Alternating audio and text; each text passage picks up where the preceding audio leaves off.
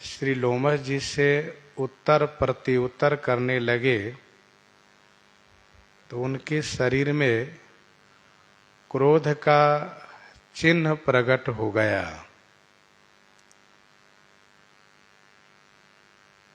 अर्थात श्री लोमश जी क्रोधित होने लगे। इसी संदर्भ में श्री काकभूषुंडी जी ने यह भी कहा कि हे पक्षीराज, यदि बहुत अनादर किया जाता है तो ज्ञानियों के हृदय में भी क्रोध उत्पन्न अवश्य हो जाया करता है। वैसे अतिशय क्रोध शोभनीय नहीं है तो अतिशय क्षमा भी शोभनीय नहीं है। अर्थात कारण पाकर के ज्ञानियों के हृदय में भी क्रोध उत्पन्न होता है।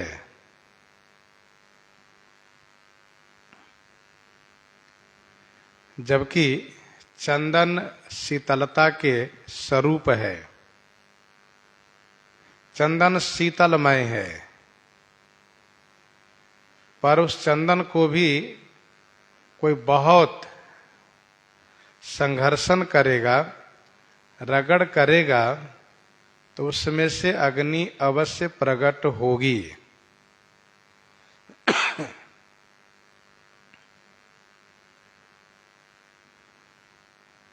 जो श्री लोमश जी महाराज यह कहने वाले कि सो तय ताहि तो ही नहीं भेदा, चंदन के समान है, लेकिन उनमें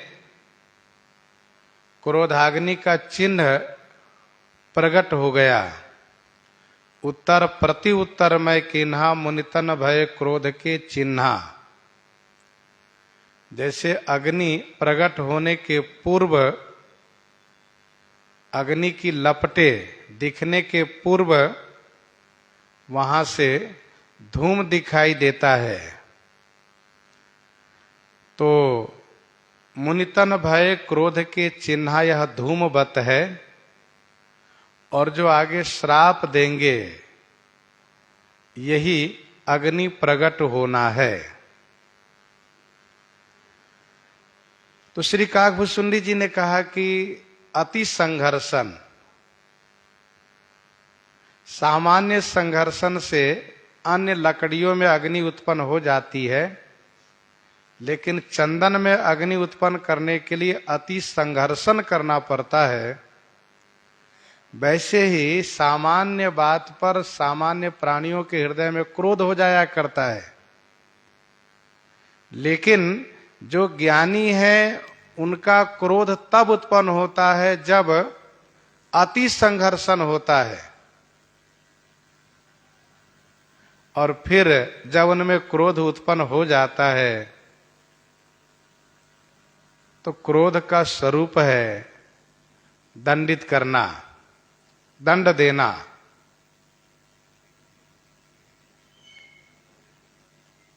श्री लोमश जी महाराज अब क्रोध पूर्वक अपना वक्तव्य देने लगे। बारंबार सकोप मुनि करय निरूपण ज्ञान, मैं अपने मन बैठ तब करऊं विविध अनुमान। बारंबार सकोप मुनि करय निरूपण ज्ञान। मुनि सकोप बारंबार ज्ञान निरूपण करय। मुनि श्री लोमश जी सकोप माने कोप युक्त होकर के भय दिखाते हुए, डरवाते हुए बारंबार ज्ञान का निरूपण करने लगे।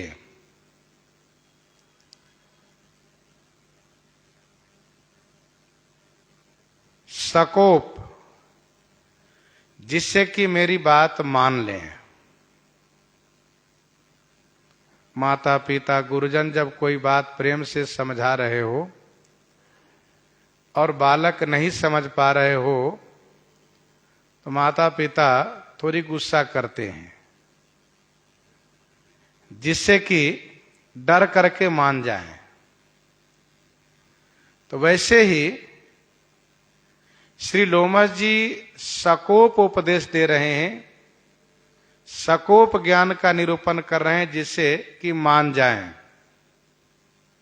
परंतु मैं अपने मन बैठ तब मैं बैठा हुआ अपने मन में विविध अनुमान करूं। विविध माने अनेक प्रकार से अनुमान करने लगा। तब मैं बैठा हुआ अपने मन में अनेक प्रकार से अनुमान करने लगा।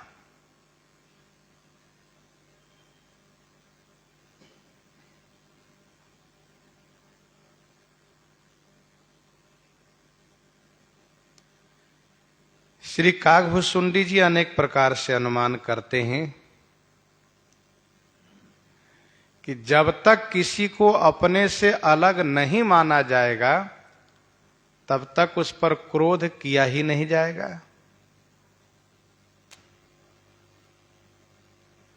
महाराज यह कह रहे हैं कि सुनो, वही तुम हो, उनमें और तुम में कोई भेद नहीं है। तो जो हम हैं वही आप है, वही वह हैं, सब एक ही है। तो फिर अपने पर क्रोध कैसा? क्रोध तो दूसरों पर किया जाता है, अपने से जब अलग मानेंगे हम, मैं हूं तुम हो, तब उस पर क्रोध होता है कि तुम ऐसे क्यों करते हो। मैं अपने मन बैठ तब करऊं विविध अनुमान।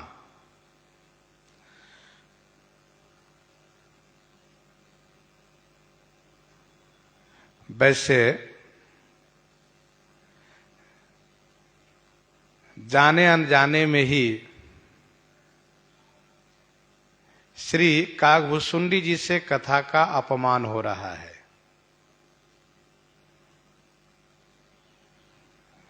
आप उसे जानकर कहिए चाहे अनजान में कहिए, कथा का अपमान श्री काकभुसुंडी जी से हो रहा है। कथा की बड़ी महिमा है। कथा सुनने से ज्ञान की प्राप्ति होती है, भगवान की प्राप्ति होती है। परंतु यह तब संभव है जब कथा का सम्मान किया जाए। कथा में सावधानी पूर्वक दत्त चित्त हो करके बैठ करके श्रवण किया जाए, और कथा में बैठे हुए कथा भी सुन रहे हैं और अपने मन से कहीं और सोच रहे हैं, इन्होंने ऐसा कहा, इसका मतलब ये होता है, इसका मतलब ये होना चाहिए, इन्होंने ठीक नहीं किया। और फिर बाहर कहीं आवाज हो रही हो, तुरंत वह ध्यान चला जाना कि ये कहां से आवाज आई, कौन जा रहा है, कौन आ रहा है। इस प्रकार से ध्यान बाहर ले जाने पर कथा का अनादर होता है। तो कथा के आदर का फल बहुत श्रेष्ठ प्राप्त होता है, वैसे ही कथा के अनादर का परिणाम भी बहुत बुरा होता है। उदाहरण के रूप में आप समझ सकते हैं, भगवान शिव श्री सती जी को कथा सुनाने लगे।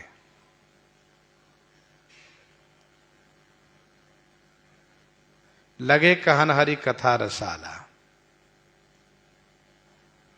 लेकिन श्री सती जी का मन कथा में लग नहीं रहा था। कभी इधर देखती थी, कभी उधर देखती थी, कभी ऊपर देखती थी। तो भगवान शिव तो समझ रहे हैं कि इनका मन कथा में नहीं लग रहा है।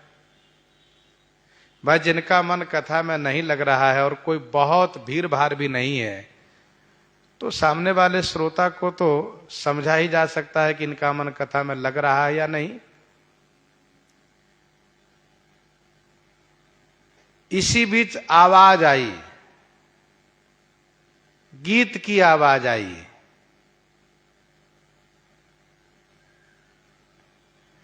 तो श्री सती जी का ध्यान उधर गीत की ओर गया। ये गीत की आवाज कहां से आ रही है? तो आकाश की ओर देखा तो विमान पर बैठी हुई देव स्त्रियां गीत गा रही हैं। देव स्त्रियां गीत गा रही हैं। तो उसी बीच में तुरंत कहा, स्वामी आप ये बताइए कि विमान कहां जा रहा है? अब एक तरफ कथा सुना रहे भगवान शिव, उसी बीच में एक तो उनका मन नहीं लग रहा है श्री सती जी का, और दूसरी बात उसे पूछ बैठती है कि विमान कहां जा रहा है? तो भगवान शिव ने कहा, तुम्हारे बाप के घर विमान जा रहा है।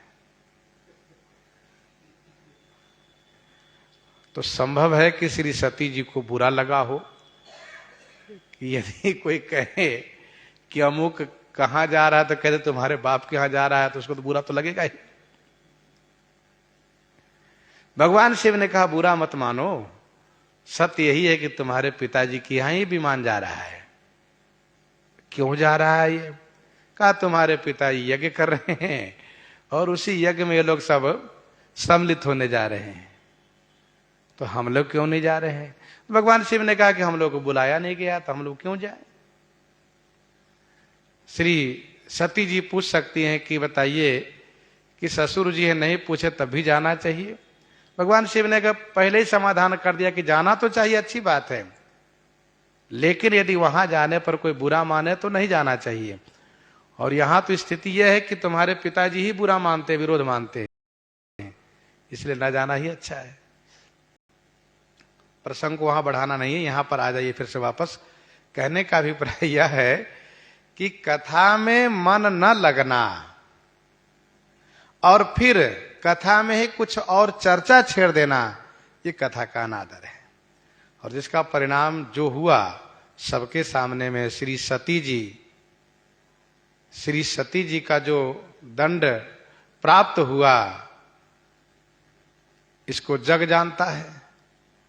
तो कहने का अभिप्राय यह है कि यहां पर भी श्री काकभूषुंडी जी से कथा का अनादर हो रहा है।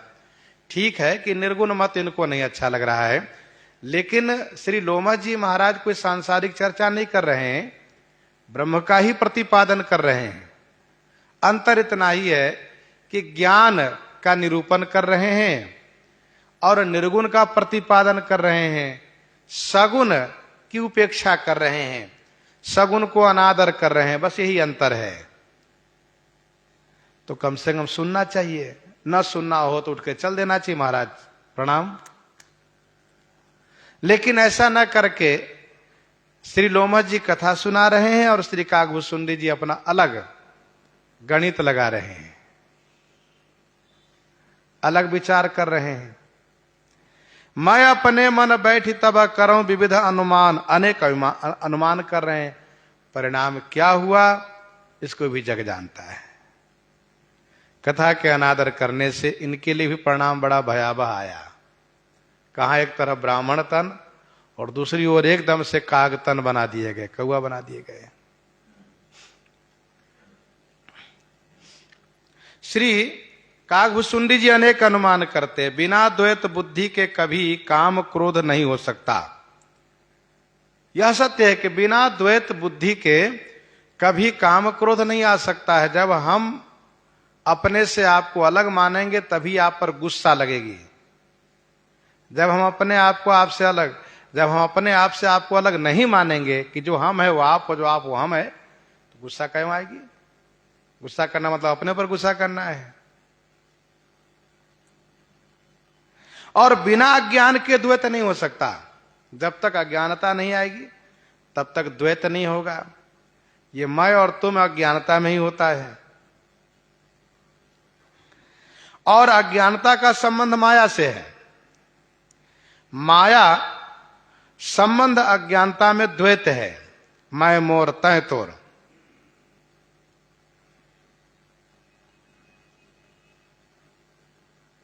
तो द्वैत में ही क्रोध आता है, और द्वैत कहां से होता है? अज्ञान से होता है।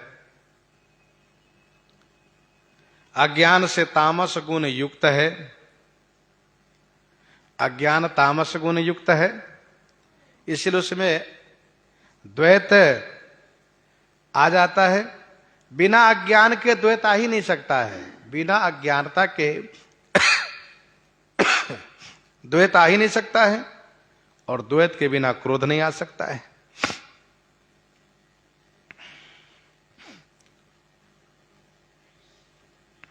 श्री काकभूषुंडी जी सोचते हैं कि श्री लोमश जी के जैसे विज्ञानी, चिरंजीवी, इनमें जब अज्ञानता का सूक्ष्म कारण बैठा हुआ है, जो काल पाकर के जागृत हो रहा है, श्री लोमश जी जैसे विज्ञानी चिरंजीवी ऋषि में, मुनि में अज्ञानता सूक्ष्म रूप में, बीज रूप में बैठा हुआ है, जो काल पा करके जागृत हो रहा है, उत्पन्न हो रहा है। इसका मतलब ये हुआ कि सभी जीव माया के अधीन है। वह ईश्वर हो ही नहीं सकता है, जीव ईश्वर हो ही नहीं सकता है, यही सोच रहे हैं।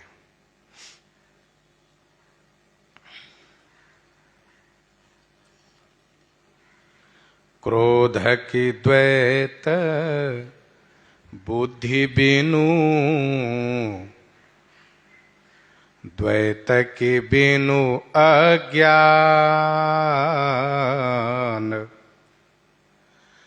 माया बस परिच्छिन्न जड़, जीव की ईश समान, जीव की ईश समान। क्रोध की द्वैत बुद्धि बिनु, द्वैत की बिनु अज्ञान।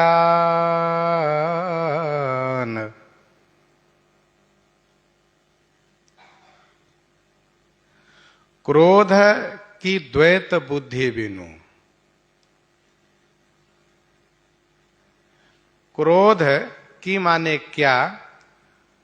द्वैत बुद्धि के बिना हो सकता है? अर्थात नहीं। ध्यान दीजिएगा, जो अनुमान कर रहे हैं उसी का आगे विवेचन है। की माने क्या? द्वैत बुद्धि के बिना क्रोध आ सकता है? अर्थात नहीं। और द्वैत की बिनु अज्ञान की माने क्या?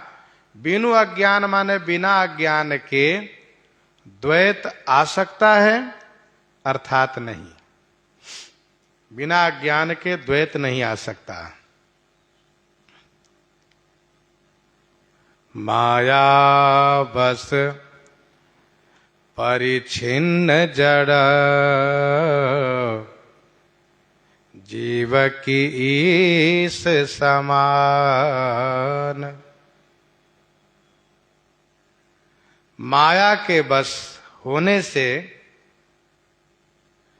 जीव परिच्छिन्न है, जड़ है।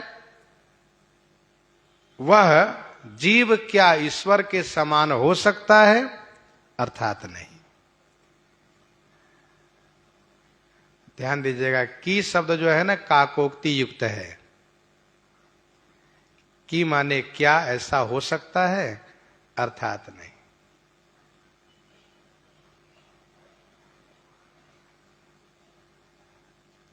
द्वैत माने दो, अद्वैत माने एक। द्वैत जहां होता वहीं क्रोध होता है।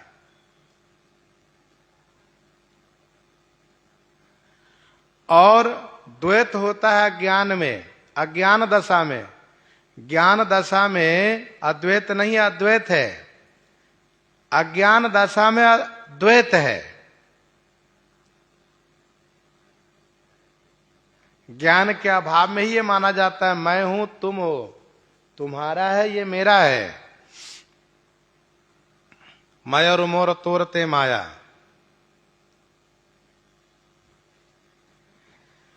विनय पत्रिका 124 पद में गोस्वामी जी ने लिखा इसी संदर्भ में। विनय पत्रिका 124 पद में जो निज मन परिहरय विकारा, जो निज मन परिहरय विकारा, तो कत द्वैत जनित संसृति दुख, संशय शोक अपारा।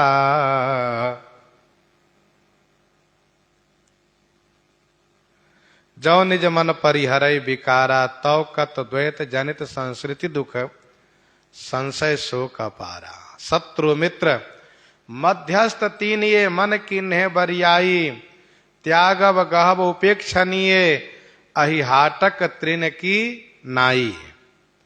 अहिहाटक तृण की नाई।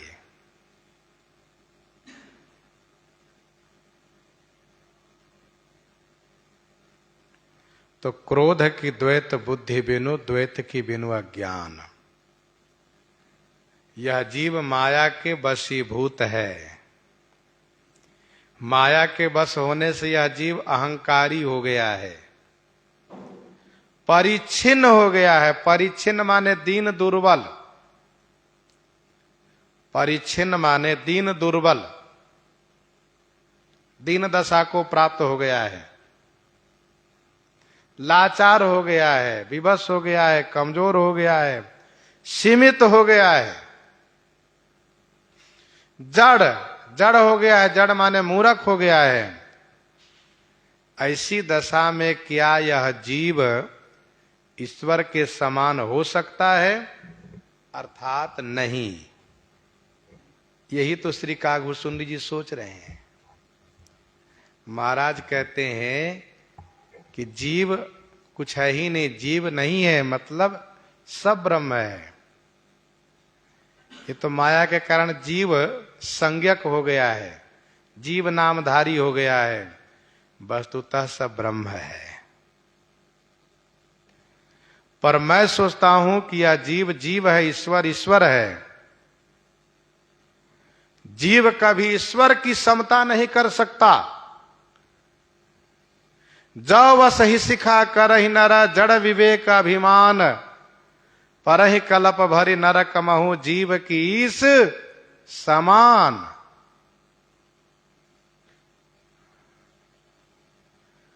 कोई ये कहते हो कि हम भगवान शिव के समान हो गए, तो शिव जी तो कालकुट जहर पी गए और तुम एक सल्फास खा के ही जीवित रह के दिखा लो। जहर पी के सामान है, एक बूंद जहर पी के दिखा दो कि हम जिंदा रह जाए। कैसे शिव जी के समान हो सकते हो? कोई कहे नहीं नहीं, हम भी तो भगवान कृष्ण के समान है। भगवान श्री कृष्ण ने गोवर्धन पर्वत को उठा लिया कनगुलिया अंगुल पर, तुम भी 2-4 टन उठा के दिखाओ। तो कोई ईश्वर की समता नहीं कर सकता। ईश्वर मानव बनकर के चरित करते हैं, इसका मतलब नहीं कि वे मानव ही हो गए। वे मानव बनने पर भी ईश्वर हैं वे, और उनकी समता कोई नहीं कर सकता। जीव की इस समान, जीव कभी ईश्वर के समान नहीं हो सकता। परवश जीव स्वबस भगवंता, परवश जीव स्वबस भगवंता, जीव अनेक एक श्री कंता।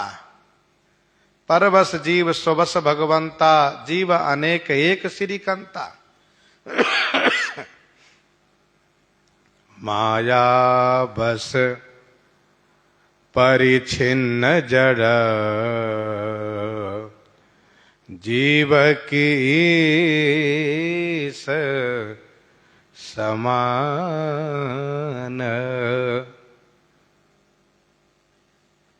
दक्ष ने शिव जी की समता किया, क्या परिणाम हुआ?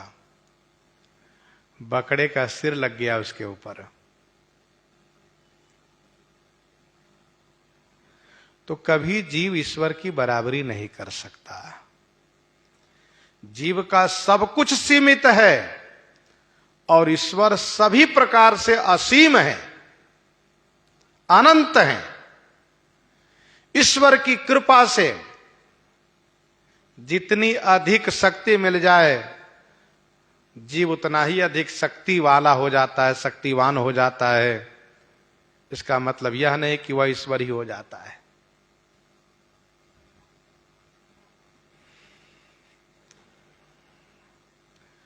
फिर आगे सोच रहे हैं, श्री काकभुसुंडी जी का विचार लंबा है। सोच रहे हैं, कबहू की दुख सब करहित ताके, कबहू की दुख सब करहित ताके, तेहि की दरिद्र परसमनि जाके, कबहू के दुख सब करहित ताके, तेहि के दरिद्र परसमनि जाके। कबहू के दुख सब करहित ताके, सब करहित ताके, कबहू की दुख, जो सबका हित देखता है, जो सबका हित देखता रहता है, सबका उपकार करता रहता है, कि मैंने क्या, उसको कभी दुख हो सकता है? कबहू की दुख कि माने क्या, कभी उसको दुख हो सकता है? अर्थात नहीं। तेहि की दरिद्र परसमनि जाके, जाके परसमनि, जिसके पास पारसमनि है, तेहि की दरिद्र, तेहि माने उसे, की माने क्या, दरिद्रता सता सकती है? अर्थात नहीं। क्या उसके पास दरिद्रता आ सकती है? अर्थात नहीं।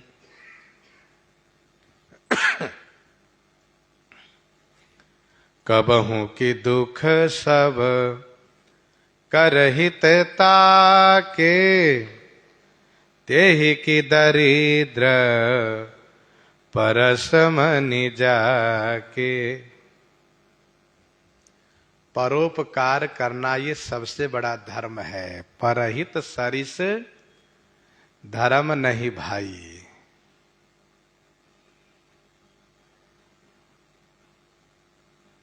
तो जो सबसे बड़ा धर्म मार्ग को अपनाया हो, जो सबका हित देखता हो, किसी का अहित नहीं सोचता हो, वह कभी दुखी हो ही नहीं सकता।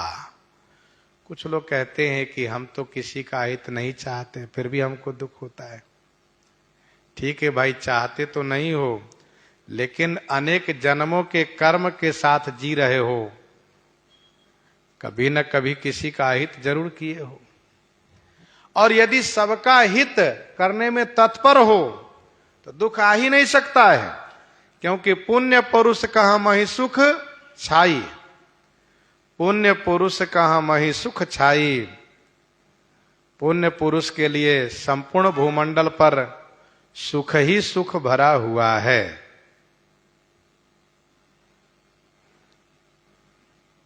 कबहू के दुख सब करहित ताके।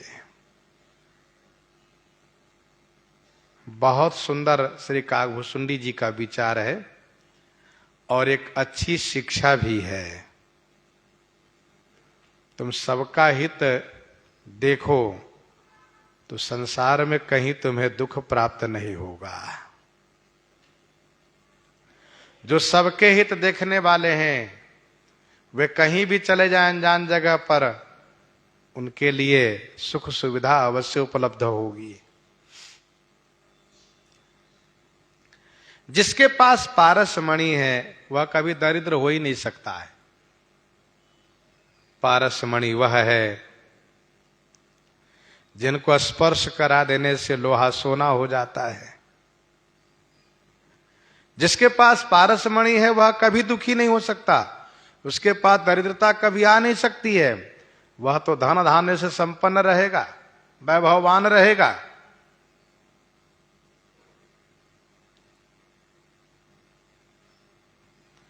और परद्रोही की होहि निशंका, कामी पुनि की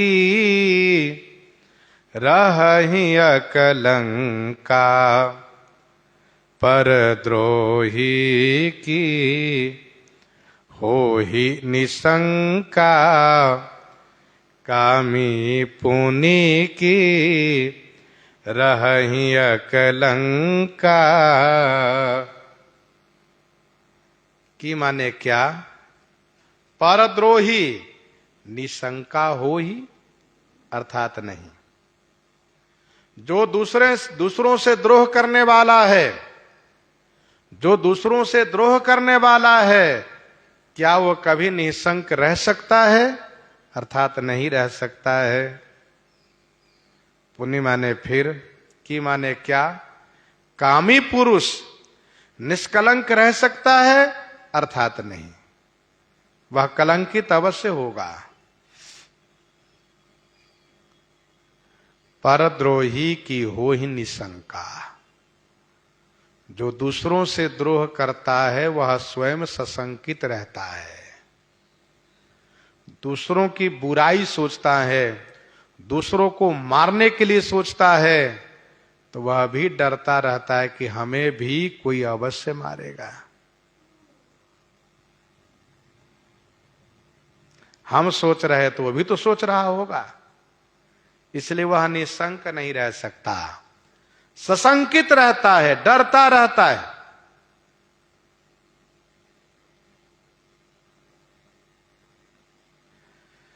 ताहि की संपत्ति सगुन शुभ सपने हो मन विश्राम।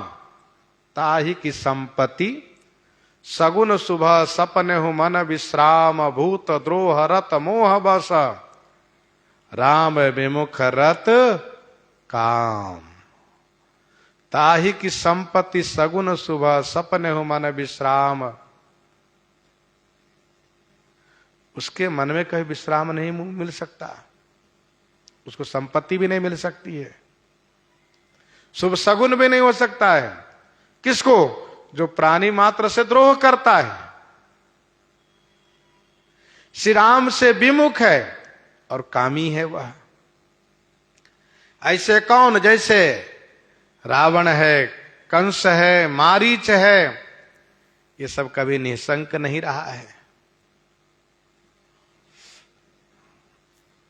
मारीच तो इतना भयभीत रहता था, इतना भयभीत रहता था कि उसने अपने भय के बारे में रावण से कहा कि दशानन, मेरी दशा तो कीट भृंग की जैसी हो गई है। भाई मम कीट भृंग की नाई, जहां तहां मैं देखूं दो भाई। ऐसी दशा उसकी हो गई थी। कंस इतना भयभीत हो चुका था कि क शब्द सुनते ही डर जाता था। कृष्ण तो नहीं आ गया। और काली कोई वस्तु देखे तो भयभीत हो जाए। क से संबंध जो चीजें हैं उनसे डर जाता था। इतना उसके मन में भय समा गया था श्री कृष्ण जी से। तो जो परद्रोह करता है वह सशंकित रहता है।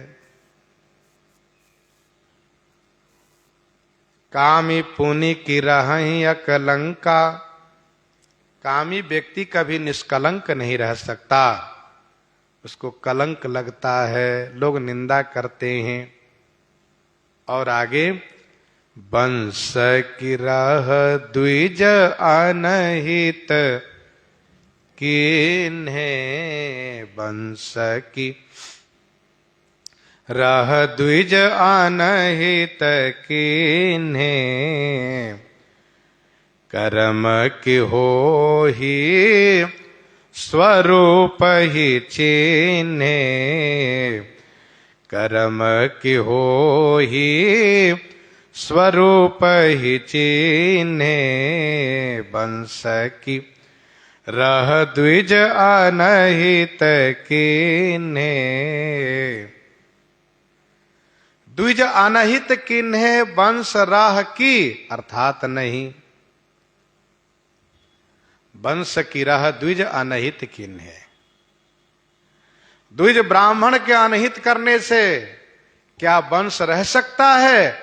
अर्थात नहीं रह सकता है। कर्म की हो ही स्वरूप ही चिन्हे। अपने स्वरूप को पहचान लेने पर क्या कर्म हो सकता है? अर्थात नहीं, कर्म नहीं हो सकता है। वंश की राह द्विज अनहित किन्हे, कर्म की हो ही स्वरूप ही चिन्हे।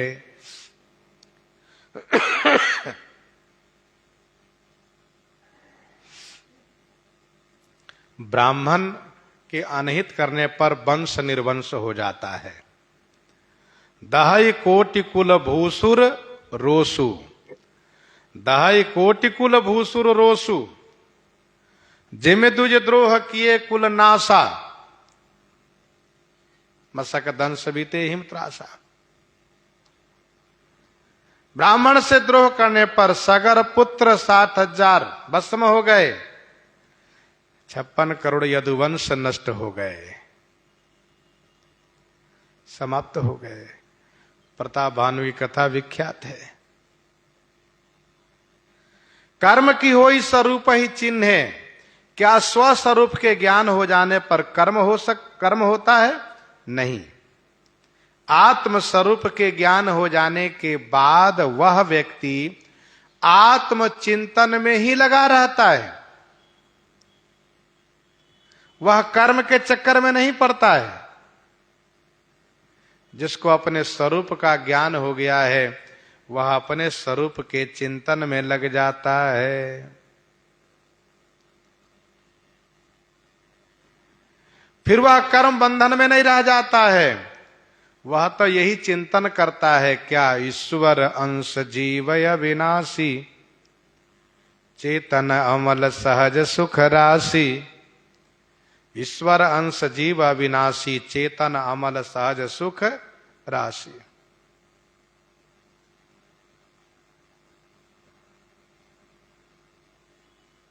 उसके जीवन में यह निश्चय हो जाता है कि जो कुछ हो रहा है वह मैं नहीं कर रहा हूं। फिर गीता जी के 3 अध्याय के 27वां श्लोक में पढ़िए।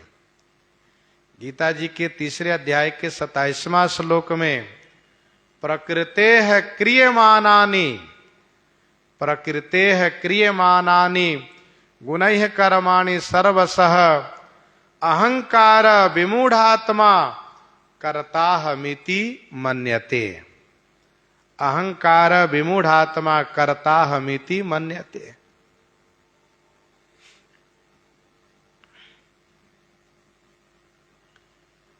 प्रकृतेः क्रियमानानि गुणैः कर्माणि सर्वशः। प्रकृति के गुणों द्वारा हो रहा है, लेकिन अहंकार विमूढ़ आत्मा करता है मिति मन्यते, कर्तापन का अभिमान करता है, इसलिए भोक्ता बनना पड़ता है। स्वरूप पहचान लेने वाले के द्वारा जो कर्म होता है वह कर्म सेका हुआ बीज के समान है। जैसे किसी बीज को यदि तावे पर सेक दीजिए, कढ़ाई में सेक दीजिए, भूंज दीजिए, फिर उसको खेत में बो दीजिए तो कभी नहीं जमने वाला है। वैसे ही जिन्होंने आत्म स्वरूप को पहचान लिया है वे आत्म स्वरूप के चिंतन में लगे रहते हैं, इसलिए उनके द्वारा जो कर्म होता है वह सेका हुआ बीज है, निष्फल जाता है। कर्म की हो ही स्वरूप ही चिन्ह, बिना कर्म के कोई रह नहीं सकता है। कर्म तो हर कोई करता है, सबके द्वारा होता है। अज्ञानी के लिए वही कर्म बंधन होता है, ज्ञानी कर्म के बंधन से मुक्त होता है, क्योंकि उसमें उनमें कर्तृत्वाभिमान नहीं होता है। जो आत्म स्वरूप को जान लिए उनमें कर्तापन का अभिमान नहीं होता, पहली बात। दूसरी बात, फल की चाहना नहीं होती है। तीसरी बात, उस कर्म में उसको आसक्ति नहीं होती है। फिर हो गया तो हो गया, ना हो गया तो कोई बात नहीं। अनारंभ अनारंभ अनिकेत अमानी अनघ अरोस दक्ष विज्ञानी। अनारंभ अनिकेत अमानी अनघ अरोस दक्ष विज्ञानी। उनका सारा कार्य अनारंभ होता है, सहज रूप में। ऐसा नहीं कि आरंभ किए जिसका विराम करना है, सो नहीं। अनारंभ अनिकेत अमानी अनघ अरोस दक्ष विज्ञानी। और श्री कागभूषुंडी जी सोच रहे हैं, क्या सोच रहे हैं? इनका सोचना जीव के लिए कल्याणकारी उपदेश परक है, इसलिए मानसकार ने इनके चिंतन को श्रीमद् रामचरितमानस जी में उद्धृत किया है। करम विविध अनुमान, वह अनुमान है। आगे क्या अनुमान? काहू सुमति की खल संग जामी। शुभ गति पावकी परत्रिय गामी। शुभ गति पावकी परत्रिय गामी। काहू सुमति की खल संग जामी। काहू सुमति की खल संग जामी की माने क्या? खल संग काहू सुमति जामी। क्या खल की संगति में रह करके किसी में सुमति माने सुंदर बुद्धि, सुमति माने सुंदर बुद्धि, जामी माने उत्पन्न हुई, अर्थात नहीं, नहीं हुई। शुभ गति पावकी परत्रिय गामी। परत्रिय गामी, पराई स्त्री के साथ गमन करने वाला, क्या शुभ गति प्राप्त किया? अर्थात नहीं। क्या शुभ गति पा सकता है? अर्थात नहीं। उसकी अधोगति होगी, नरक जाना पड़ेगा उसको। काहू सुमति की खल संग जामी। खल की संगति में रह करके किसी में सुमति उत्पन्न नहीं हो सकती। जो कुछ थोड़ी बहुत सुमति होगी भी ना, वह समाप्त हो जाएगी, क्योंकि को न कुसंगति पाई न साई। को न कुसंगति पाई न साई। रही न नीच मते चतुराई। रही न नीच मते चतुराई। नीच के मत में रह करके चतुराई समाप्त हो जाती है। कुसंग में पड़ने वाला व्यक्ति नष्ट हो जाता है।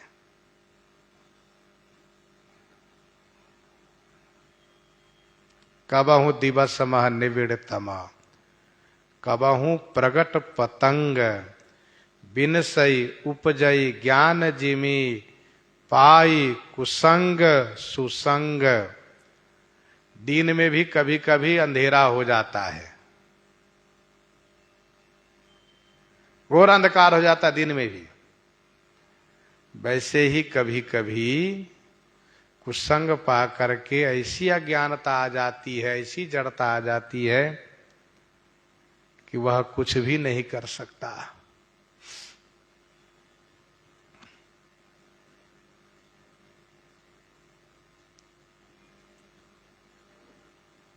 काहू सुमति की खल संग जामी, शुभ गति पावकी पर त्रिय गामी। दूसरी चौपाई में श्री कागभूषुंडी जी ने कहा कामी पुनि की रह लंका, और चौथी चौपाई में कह रहे हैं कि शुभगति पावकी पर त्रिय गामी। है तो दोनों बात एक ही। दूसरी चौपाई देखिए और चौथी चौपाई। दूसरी चौपाई में है कामी पुनि की रह लंका, और चौथी चौपाई में है शुभगति पावकी पर त्रिय गामी। बात दोनों एक ही है। फिर दो बार कहने का मतलब क्या है? तो मतलब इसका यह है कि दूसरी चौपाई का अभिप्राय यह है कि इस लोक में उसकी निंदा होगी। कामी पुनि की रह अकलंका, अर्थात अकलंका नहीं रहेगा, कलंकित होके रहेगा। इस लोक में कलंकित होगा, निंदनीय होगा, समाज में उसकी निंदा होगी। और चौथी चौपाई में जो है शुभगति पावकी परत्रिय गामी, इसका मतलब यह है कि परलोक नहीं मिलेगा। अर्थात पराई स्त्री से प्रेम करने वाला, पराई स्त्री के प्रति कुदृष्टि डालने वाला, न तो इस लोक में जस पा सकता है, न उस लोक में स्थान पा सकता है। उसका दोनों लोग जाएगा, ये इसका मतलब है। और आगे भव की परहि परमात्मा बिंदक, भव की परहि परमात्मा बिंदक, सुखी की होहि कबहु हरि निंदक, सुखी की होहि कबहु हरि निंदक, भव की परहि परमात्मा बिंदक। भव की परहि परमात्मा विंदक, सुखी की होहि कबहु हरि निंदक। परमात्मा बिंदक, भव परहि की अर्थात नहीं। परमात्मा बिंदक माने परमात्मा को चिंतन करने वाला, परमात्मा को जानने वाला, परमात्मा के ज्ञाता। बिंदक माने ज्ञाता, जानने वाले। जो परमात्मा को जानते हैं, परमात्मा के ज्ञाता हैं, क्या वह भाव में पड़ सकता है? अर्थात नहीं। भगवान को जानने वाला संसार में नहीं पड़ सकता है, ये इसका मतलब है। तो भगवान के जानने वाला कहां जाएगा? कहा जानत तुम ही होई जाही, जानत तुम ही होई जाही। भगवान को जानने वाला भगवान का हो जाता है, भगवान का हो जाता है। सुखी की हो ही कबहु हरि निंदक, श्री हरि की निंदा करने वाला क्या कभी सुखी हो सकता है? अर्थात नहीं। भगवान की निंदा करने वाला कभी सुख जीवन नहीं जी सकता, सुखी पूर्वक नहीं रह सकता है। तो क्या होगा, कहा वह मेढक बन के टर टर करता रहेगा। हरि गुरु निंदक दादुर होई, हरि गुरु निंदक दादुर होई, जन्म सहस्र पावतन सोई। हरि गुरु निंदक दादुर होई।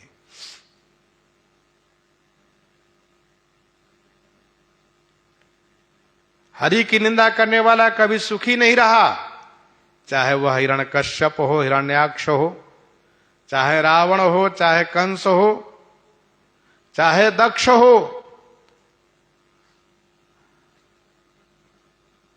सब दुखी रहा है। भौतिकता की दृष्टि से बड़ा वैभववान होते हुए भी, प्रतिष्ठा की दृष्टि से बड़ी प्रतिष्ठा प्राप्त करने वाला होकर भी, बड़े प्रतिष्ठित होकर भी, बड़ी प्रतिष्ठा प्राप्त करने के बाद भी दुखी रहा। पूछो अंदर से कितना दुखी रहा वह। क्यों? क्योंकि श्री हरि के निंदक था, श्री हरि से विरोध किया था, इसलिए ऐसी उसकी दशा थी।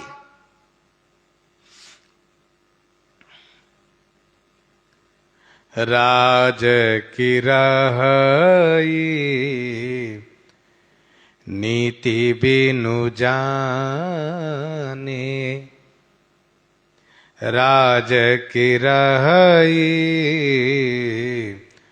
नीति बिनु जाने, अघ की रही हरि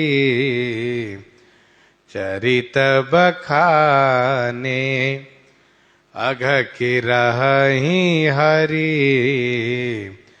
चरित बखाने, राज की रही नीति बिनु जाने। नीति बिनु जाने राज रही की अर्थात नहीं। बिना नीति जाने राज रह सकता है क्या? अर्थात नहीं। अघ की रही हरि चरित बखाने, श्री हरि चरित बखान करने वालों का, श्री हरि चरित बखान करने वालों का अघ रह सकता है क्या? अर्थात नहीं। भगवान की कथा गायन श्रवण करने वाले का पाप नहीं रह सकता है। बिना नीति के राज्य नहीं रह सकता है। नीति चार है, साम दाम भेद और दंड। साम दाम भेद और दंड, यह चार नीति है। नीति के बिना राज्य नहीं रह सकता।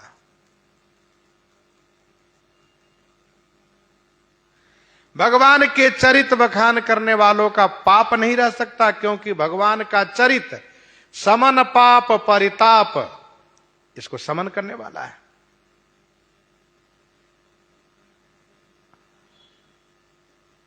समन पाप संताप शोक के।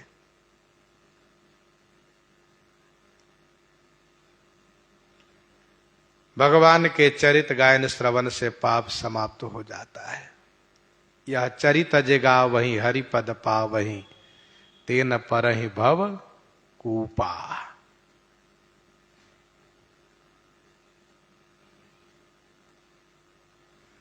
और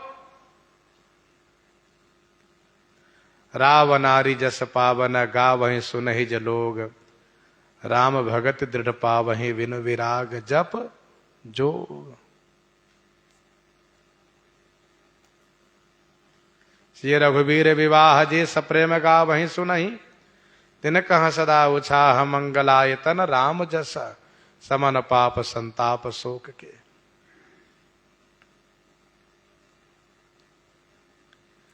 पावन जस की पुण्य बिनु होई, बिनु अघ अजस के पावे कोई।